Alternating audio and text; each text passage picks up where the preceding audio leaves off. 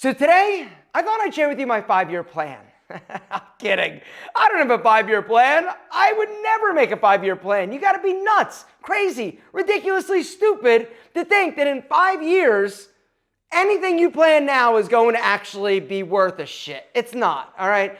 Today, instead, I thought I'd go over 3 reasons why I feel that 5-year plans are so incredibly stupid to make. But I know that some of you are planners. And I am not saying that you shouldn't have a North Star, a vision, a goal. Down the road, I want to achieve X. But trying to actually plan it out and say, okay, by this time next year, I'm going to be here. And then by this time, 2 years from now, I'm going to be here. Come on. Seriously, when has that ever worked? I'm going to go over 3 reasons why it never does. I'm also going to talk a little bit about you because your business questions, oh my God, they were amazing this week. Down below, if you have a question, start it with question and ask it. Each week I try to get to some of them. Anyway, let's get back to 5-year plans. All right, so the whole idea and premise behind having a 5-year plan is to give you some idea or to think through the process and where you want to be down the road, right? I love the idea. I love the concept, but it's never worked out for me. Every time I tried to make a plan, almost instantly, I get punched in the face, metaphorically speaking, all right? And then I've got to change directions. And what I've come to realize now more than ever is that trying to plan out anything longer than literally, for me now, it's like a week. Not really, but seriously, things are changing, things are moving, things are shifting so incredibly quickly. It seems like you're always getting tossed these new roadblocks, these new hurdles, and these new things that you've got to figure out, you've got to change, you've got to fix, you've got to basically come up with a solution for, right? A 5-year plan doesn't have any of these things foreshadowed. You don't know what's happening in 5 years. You don't know what's happening a month from now, 3 months from now, right? Last year, I got served all sorts of shit that was not on my 5-year plan. It wasn't on my 1-year plan. I wasn't planning on getting sued. I wasn't getting planned. I definitely wasn't planning for competition to become more fierce. I wasn't planning on cost of advertising skyrocketing. I wasn't thinking about the fact that my vendors were going to say, F you, we're out. You're not big enough for us. And I had to scramble to find new vendors, right? I wasn't planning any of that. That wasn't on the radar, which brings me to the first thing. And the first reason why 5-year plans are so incredibly stupid and a waste of time. The first reason why 5-year plans are so stupid and just a waste of your time is the world changes faster than your plan. Think about where we were 5 years ago. There was no AI, right? There wasn't a chat GPT, all right? There wasn't a TikTok. 5 years ago, there wasn't literally a TikTok. Now there's a TikTok shop and everybody's trying to focus and sell things there. When the reality is that 2 years ago, TikTok Shop wasn't even really a thing. The world is changing. Things are moving so incredibly fast. And so by the time you make the plan, literally, you're already outdated. The second reason why a 5-year plan is super stupid is that it creates a fake certainty. All right, what I mean by that is it assumes linear progress. It assumes stable motivation and predictable income. All right, 3 things that are completely not going to happen, right? You've got to understand that in the world that we live now, more than ever, everything is in flux. Things are going crazy. And what you think you know now is probably going to change tomorrow. What you plan for 5 years from now, give me a break. It literally is you can't, can you imagine? Think about where we're going to be in 5 years from an AI perspective, all right? A few years ago, AI wasn't eating people's jobs. AI wasn't helping people create an app in 90 seconds on the computer. AI is moving and changing the world that we live quicker than we can even comprehend. And so not understanding this or trying to think about things from a theoretical or a philosophical or I think it's going to be like this, then you can't, right? Things are changing so incredibly rapidly. But by you planning and making a plan, you're assuming everything you know today is going to be the same or able to be measured the same as it will be next year, the year after that, 5 years from now, and it won't. Planning too far in advance is simply procrastination disguised as a thorough plan, which brings me to the third reason why 5-year plans are so incredibly stupid. They reward thinking, planning, strategizing instead of doing. All right? A 5-year plan, if you don't do anything, isn't going to work. If you do what you think you need to do, is not going to work. All right? You need to be more aware of the fact that what you can control is what you can control. And what you can't, you really can't do anything about that. And so, a good plan for me is taking historical data, things that have happened. All right, the longer you're in business, the longer you're in a relationship, the longer you do whatever, you're going to have more information and more data. And you can see trends, you can see track records, and that's one of the beautiful things with experience. All right, but you got to jump. You can't just think about it. You can't just plan. You got to jump. You got to take action. You got to move. All right, luck favors the bold. It also favors the person that's ready to like jump and not just sit there and plan and read a book and watch a TED Talk. All right, and this is something that a lot of people that make 5-year plans are really good at. They're great at learning and educating, but they're not good at implementing and acting.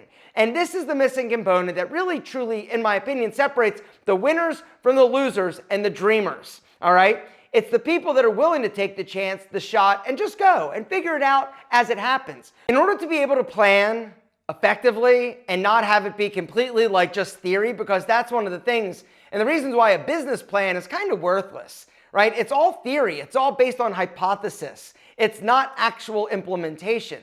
Because when you start implementing, when you start actually doing and trying and you're out there in the market, you're going to start to develop what actually happens, what actually is going on. And when you have this factual data, you then can make better, more educated decisions and plan according to that. Not what you think and not what you want, but what actually happened. There's a big difference between you conceptualizing a result and you having a good sneaking suspicion or a hypothesis based on the data that you already accumulated. All right. And so for us at Pete and Pedro, like we know over the past like 12 years, kind of like what has happened. We know what happened with sales, but we didn't foresee last year being down 2%. We didn't foresee last year all the things that would happen and issues that we would basically have to face. But we also didn't see things like the Stubble Buddy taking off and exploding during the holiday season. All right? If I would try to make a plan of, okay, this year I want all year to be the Stubble Buddy success, right? I can't say that we can do that because I don't have data, I don't have a track record of us doing that for an extended period of time. What I do have data of is sea salt spray being our #1 seller on Amazon. What I do have data is that Putty is our #1 hair product, and this is how many units we've sold over the past 12 months on a monthly basis, and where I spent money in order to really get the best ROI. I've got some historical data that I can use to formulate the best plan that I can going into this year. Now, for us as a company, we focus on a year, 12 months, because a lot of things that you're going to need to do and implement as you go through the process of starting building your business is you need to know the plan, right? Even though the plan will change, things will happen because nothing is linear. You're going to have issues. Some things may be better. Some things may be worse. Some things may be consistent and linear. But you've got to have a plan. You've got to prepare and you've got to plan for inventory. You've got to plan for, potentially some issues when it comes to fulfillment from your vendors. You've got to have a plan. One of the reasons why we look at the numbers on a monthly basis, we try to plan out, okay, this is how much we have sold historically the next month after that. This is how long historically it's going to take us to get a new order of sea salt spray. And so we can kind of back out of the numbers to plan for how much inventory we need. Because once we know that, well, then it becomes a lot easier to manage cash flow. All right, if you're going to potentially need to hire people, are there new things that you want to try that you really don't have any experience or knowledge on or in? And if that's the case, fine. You need to save a little bit of money or have a little bit left over that you can experiment and try things, test things. But you've got to understand that 5-year plans, stop it. Just stop. What you can plan for is what type of man you want to be in 5 years. Not what job you want to have, because honestly, that's probably going to change as well. One of the things that I often say is success doesn't always look like what you think or what you hope it will. And this was something for me that I learned the hard way. I thought when I was young, that's up until the time I was literally 30, success meant a chain of fitness centers. And then that got taken away. My 5-year plan didn't have, hey, I'm going to start a YouTube channel. It didn't have that anywhere in it, right? That was just a reaction that happened because I had a video camera and I thought, what do I do now? I just want to talk about image and style and we'll see, right? There was no plan. There was no strategy. I'm not that smart. I'm also not psychic. I don't know what's happening, right? And the more you experience, the more fires you put out, the more bumps you hit in the road, the more, honestly, you value peace and quiet. and this is kind of something, actually, I want to show you something that Mike, my buddy and marketing director at Pete and Pedro got me that I just thought was, it was so appropriate. I'm going to show it to you right over here. No crisis allowed this week. My schedule is already full. Isn't that good? Because Mike is in there with me, battling, fighting, and trying to figure the stuff out. But anyway, you can decide what type of man you want to be in 5 years, right? You're not going to be like, oh, you can't plan like, I want to make $2.5 million by the age of X, right? That's fine. Really, in my opinion, it should, how do I develop the skills that makes me able to earn money more than I'm making now? Like there are things that you can do and you can plan for, but exact numbers, exact time frames, exact situations, complete and utter waste of money. For me, right now, what my plan is, 12 months. If I make it through today and there wasn't an issue, if I make it through today and I didn't end up in jail or fuck something up, like I'm good, honestly. Like 5 years, I hope to be healthy. That's another thing. Your health is one of those things. And the reason why we talk all the time about the importance of staying active, staying healthy, making sure you take care of the temple. Because if you get the call or the news like, yo, you got a problem or you're sick or somebody that you love is sick, it changes everything. That becomes the number one goal, get healthy, right? You ask somebody who's sick what their 5-year plan is, be alive, be here, be healthy. Right? That's what it is. And when you think about things like that, it really does put things in perspective. Now, that being said, I am a firm believer in you've got to be strategic and diligent in the way that you plan and prepare for the future. Don't think that everything is going to keep going the way that it is right now. It's not. I can tell you from experience, like YouTube. Right? One of the things and reasons why a lot of people get into financial situations that are not positive is that they think all the money they're making right now is going to be the same money they're going to be making next week, next month, next year. And situations change things. Events change things. The world changes, right? I used to make like $5 million a year from YouTube promotions, right? I don't anymore. Like not even close. And so if I scheduled or planned the rest of my life that I was making this money every single year, I'd feel like a huge failure. And that's one of the other things that I've had to learn for myself is just because things are different or change or aren't what you hoped or expected, it doesn't mean that you're not a winner. It doesn't mean that you're not doing a great job. It doesn't mean that you're not successful. And so changing and modifying your view of what success looks like on the regular is something that you're going to have to get comfortable with. Because for me, that's definitely something that I've struggled with in the past, but it's something that I think I'm kind of like, as I get older, I'm about to be 50 in May. Thank you, I do look good. I think about that. I think about, I'm about to be 50.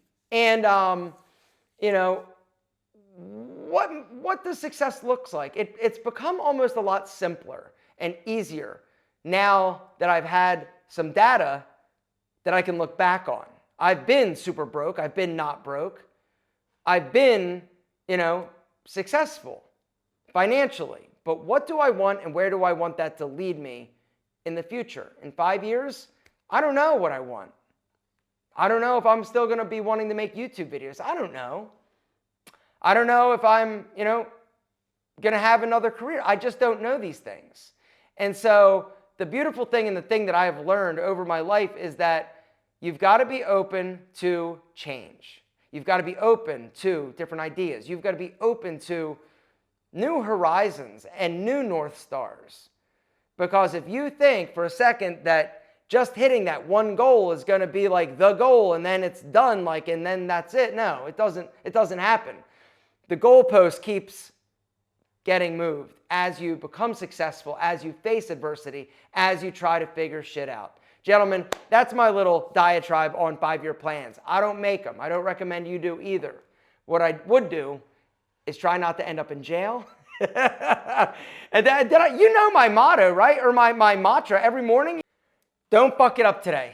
Every morning I get up, that's what I say to myself when I look myself in the mirror. Don't fuck it up today. I'm telling you, it's a good motto to have, and it's what I try to do. And most days I succeed, some days I don't. Anyway, let's get to your business questions. Once again, if you have a question for me, business question or life question, down below, start it with question. First question comes from our friend Challenger908. He says, how do you know when to pivot in business versus when to stay persistent? What signals tell you it's time to quit a strategy, not the goal, and when pushing through actually makes sense? This is the $1 million question. And as you know, Kevin O'Leary says 3 years. If you've been trying to do something for 3 years and it's not working, and what working means to me might be different than it means to you. It's time to basically shoot the dog behind the barn because it's not going to get better. But there is something to be said for just being honest with yourself. And I think that's really, I guess, if I had to give you one piece of advice, that would be it. As you know, I've got the White Label Empire. It's a community of people that are starting businesses.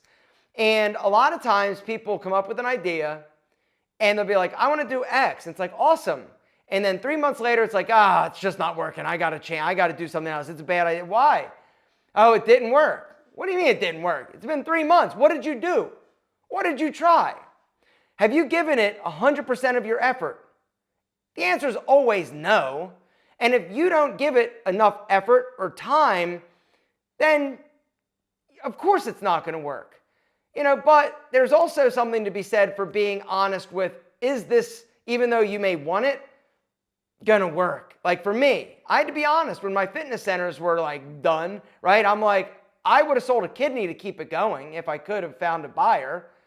But I had to be honest with myself. This is never gonna work. And if I don't basically bail now, move on, it's literally potentially going to ruin me. And so it's really, I think, about being honest and true to yourself. If you don't enjoy something though, and not saying that it's going to be easy and easy is like fun, like you've just got to understand that it's going to take hard work. You're going to have downtime. If you truly don't believe in it anymore, ask yourself why. Is there something better? Or are you just chasing like a shiny object? And what that means is there something you just want to do because it just seems like it'd be fun and like easy? You're probably going to be in the same situation if you're not somebody that will give it 100% and see it through. What through means is really open to interpretation. But great question. I love that so much. The next question comes from our friend. I love this. 74 Mikhail. He says, what's your take on buying a business compared to starting a new one? I currently own a lawn care business in Florida. I love the idea of buying a business instead of starting a business. The reason why I love it is because if you're buying a business, the business, I'm assuming, is already successful to some degree, or you know what you could do to make it more successful. They've already gotten a lot of the legwork and the tough things out of the way. They may already have a customer base. They may have an email list. They may have a business that you basically can go in and leverage and make successful. Starting a business from scratch is hard.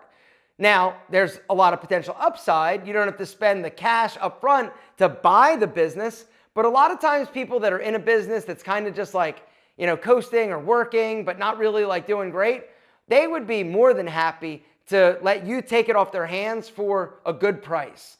And so if there's like, you have a lawn care business, all right? So for me, what I think about is, you're a lawn care business, you want to grow? Buy another small lawn care business and keep doing it. You're buying the team and the clients, you're buying the equipment, you're buying everything from these small like lawn care businesses, and you're starting to create and build a little empire, a bigger business for yourself. I love this idea. I really love it, honestly. I love buying a business. I love the idea of it. I've never done it, but I like the idea of it. Next question is from Ethan Height. What's up, Ethan? Good to see you, brother. You have discussed FU money many times before. I would like to hear your experience with FU success. When is sorry, a piece of carrot in my teeth. When in your life did you realize you didn't have to stop and throw rocks at every dog that was going to bark? When did you learn the difference between constructive criticism and chronic ignorance, and to address them accordingly? Yesterday was the day the script flipped for me. I am a successful business owner and great parent of 2 daughters and now a son on the way. I guess I came to my senses yesterday and realized that I had been blessed and earned a great, life for myself, and don't have to value anyone's opinion, advice, criticism, or company equally. Yeah, I don't know. This is a great question. I don't know. I'm not sure. When I realized, I don't know, have I realized it yet? Fuck you, success? I don't know. I am so isolated. That's the thing. Because I've always kind of worked for myself, I'm not exposed to, a lot of negative people. I'm not exposed to, people trying to tear me down or anything like that. And so, let me see. I don't surround myself or allow people that don't have my best interest in mind or I don't respect. I don't allow them any time. I don't spend any time with them. I don't take their call. I don't respond to them on Instagram. I don't respond to their comment. I'll just delete it. If I see a bad comment or a comment I don't like, delete. People say, oh, you shouldn't do that. Why not?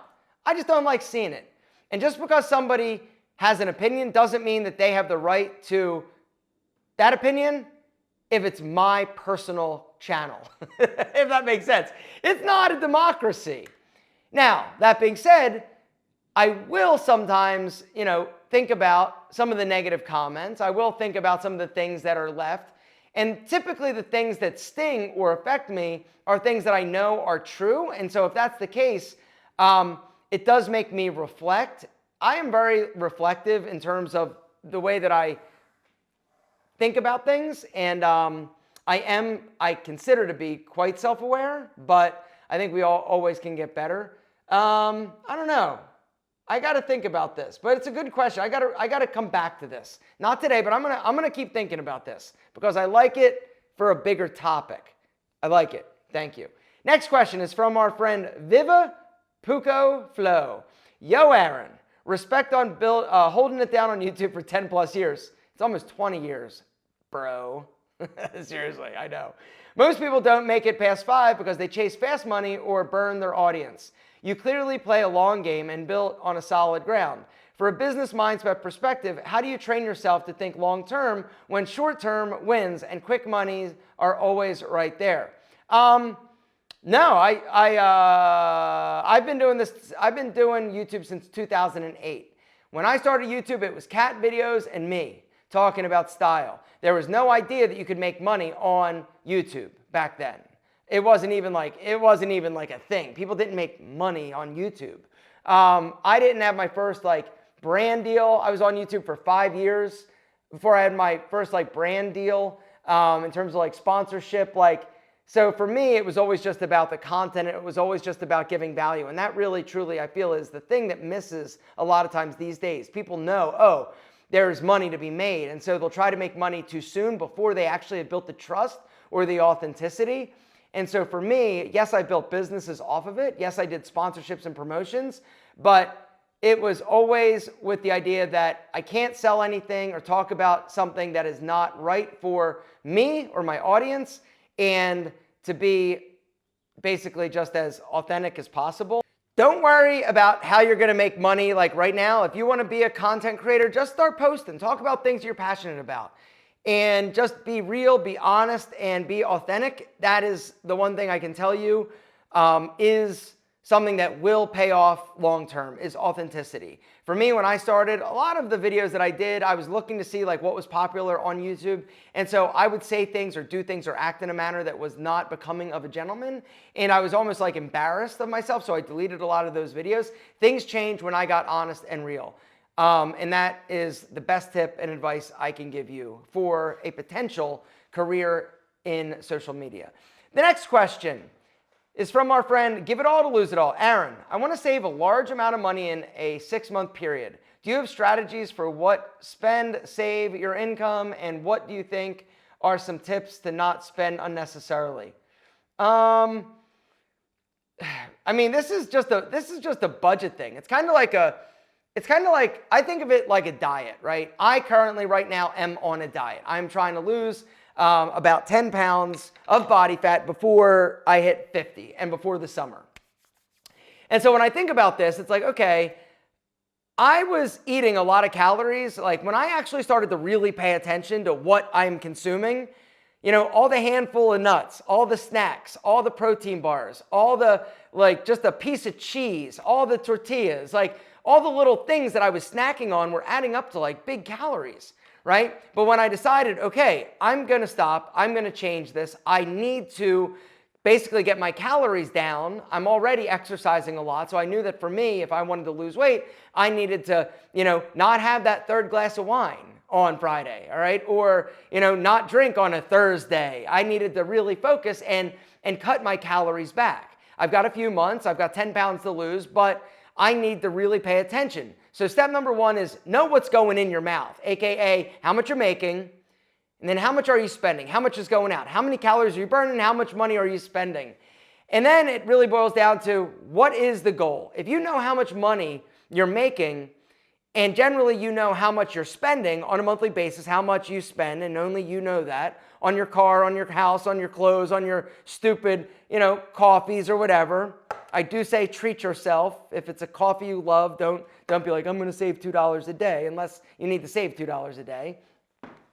But know how much is coming in, how much is going out. And then look at where you're spending. Track it, right? Where are my calories coming from? And that's, you know, when I really was honest, I needed to basically just start looking. And then it was, all right, hammer down and get to it. And so, yeah, I mean, this is just a budgeting thing. Know how much is coming in, how much is going out, and where you want to get to. And so if it means you've got to cut some things, cut them, right? If it means not going out on a Friday night or a Saturday night, stay in. If it means never ordering Uber Eats because it's a huge waste of money, stop ordering Uber Eats. Like, I don't know what that money number is. And so, it's really going to be up to you, just really being tight with the budget and keeping your eye on the prize. 6 months is not 5 years. So I think it's a good plan. But great question. Next question is from our friend 6cents06. Good day, sir. I'm in my 20s and preparing for bigger life projects, and I'm currently considering agriculture as a side business before moving into property management. If you were starting again today with livestock venture, would you choose first? What would you choose first, and would you consider it a wise long-term foundation for future growth? Livestock venture. Dude, I know nothing about this. I don't know anything about the industry. All I know is that when I grew up, I had some donkeys. I had a farm of miniature Sicilian donkeys my mom had. She made money off of the donkeys. They were like $3,000 to $6,000 to sell them back then. And, you know, I know nothing about agriculture. And so I don't know. I'm sorry. I don't know. This is definitely something and an interesting career. But yeah, I'm not sure. Sorry. And the last business question comes from our friend W.K. Issick. Will Kissick, I believe, right? Maybe I'm wrong. Hi, Aaron. I'm starting a commercial property management, being a broker, running the owner's portfolio of commercial properties. He's currently managing 285 residential properties and about 15 commercial properties. I'm being hired to grow this arm. What would you recommend for growing and expanding this? The area is Guelph and Kitchener-Waterloo, Ontario. He's paying me a salary and then commission. So what would I do to, I don't know the area. Your job is to expand the commercial end of things. I guess for me, it really comes down to a few other questions, like what type of commercial real estate? All commercial real estate isn't the same. And so, what is he looking to do? I know here domestically in the US, warehouses are big business right now. Everybody wants to be, in warehousing. And good tenants, decent overhead, but I don't know if that's sexy enough. Is it commercial real estate like a storefront? I just don't know what type of commercial real estate, but what I would do as somebody that is getting into this is look for the opportunity. Like, where is the demand, and how can you basically capitalize on the burning desire? Like, what is the desire of the people in the commercial real estate industry that you guys are in? Is it office? Is it residential? Is it like, what is it? And then, I mean, obviously, this. I'm not telling you anything that's new. Just try to exploit that. Learn as much as you can, and then look for opportunities to basically buy out people. One place to start and something to consider is just something that I've seen a little bit. People that are starting to age out of industry. All right. So and what I mean by that is there are a lot of people that own properties, commercial properties, and residential, but commercial properties specifically, that are getting ready to retire, or their parents owned it and they want to basically sell it because their parents owned it, they're inheriting it and they want to get rid of it. I would look into figuring out how to basically find motivated buyers that aren't necessarily on the market yet, because this is a way for you to basically come in and kind of like scoop a deal before it goes to the market, and it starts to get, priced up and all that. And so trying to figure out, what families or what people are owning certain entities in your area. And I'm sure you can find that just by doing a title search on whatever property you're looking at, and, doing a little due diligence and trying to find out. And you could even just contact him, be like, hey, have you ever thought of selling this? Or, even if it is leased already, like, I don't know. There's a lot of different ways to look for opportunity. And I would definitely start doing some cold calling and some outreach just to see if there's opportunity. And I know that there is. Anyway, gentlemen, that's where I'm going to wrap things up. I want to thank you and give you one of these for the great questions. Thank you if you're still here watching this video, for rolling with us. Appreciate everything. And I just want to say thank you so much. Get out there, get after it. And remember, a 5-year plan, don't even waste your time.